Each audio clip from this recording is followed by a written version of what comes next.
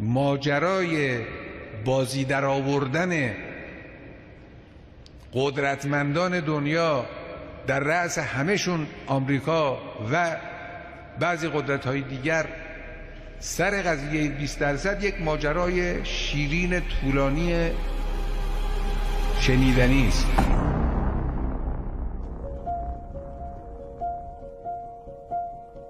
آمریکایی‌ها میگفتن ایران این همه نفت داره میخواد چیکار کنه انرژی هسته‌ای رو. بنده گفتم خب ما امروز دست به سیاه و سفید انرژی هسته‌ای نزنیم، پس فردا که نفتمون تموم شد اون وقت بریم انرژی هسته‌ای رو گدایی کنیم. وقتی اونا داشته باشن ما نداشته باشیم، احتیاج داشته باشیم، پدر ما رو در میارن. دیدی سر این 20% چه کردن؟ مرکز هسته‌ای تهران مخصوص رادیو داروهاست، یعنی برای نیاز بیمارستان‌ها و آزمایشگاه‌های ما در سرتاسر کشور هزاران بیمار به این رادیو داروها احتیاج دارن. اورانیوم غنیسازی شده 20% رو ما وارد می‌کردیم قبلها، مقداری وارد کرده بودیم سالها پیش. داشت ذخیره کشور تمام میشد، این نیروگاه میخوابید، رادیو داروها که مورد نیاز بود و در اینجا تولید میشد از دسترس مردم دور میشد. بایستی 20% رو تهیه میکردیم. از کجا تهیه کنیم؟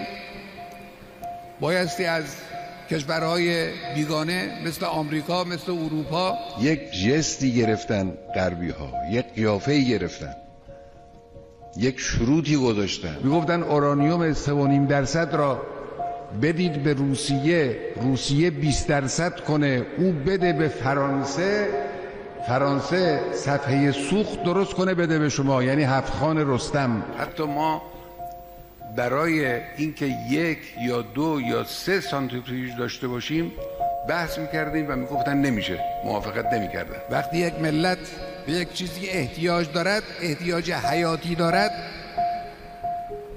شرایط فروشنده را، تحمیلات فروشنده رو ناچار قبول میکنه. اینا از این فرصت خواستن استفاده کنن، هی شرط و شروط برای ما گذاشتن، طول کشید که واقعا خفت آور بود. ما دیدیم خب اینا خیلی دارن زیادی حرف میزنن، زیادی پررویی میکنن، واقعا دارن وقاحت میکنن. گفتیم پس هیچی، بازی تمام. در برنامه ریزی ها همیشه باید جلوتر از دشمن حرکت کنیم.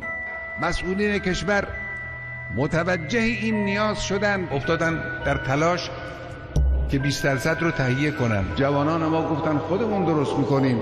جمهوری اسلامی به جوانهای خودش اعتماد کرد و این رو از اونها خواست. اونا باور نمی‌کردن که این کار تحقق پیدا کنه. همه دنیای ذی‌ربط محال دانستند که ما بتوانیم به غنیسازی 20% اورانیوم دست پیدا کنیم.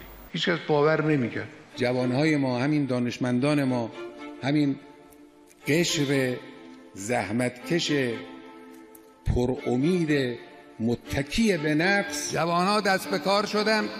استعداد ایرانی شکوفا شد، بروز کرد و توانستند در مقابل چشمهای متعجب آنها اورانیوم غنی شده 20% را خودشون جوانهای ما در داخل تولید کنن و به وجود بیارن. جمهوری اسلامی اعلام کرد که ما سوخت 20% رو در داخل تهیه کردیم و احتیاجی به شما نداریم. توانستن چشم طرف رو خیره کنن. غنیسازی اورانیوم از اورانیوم خام تا 20% راه دشواره، راه سربالاست.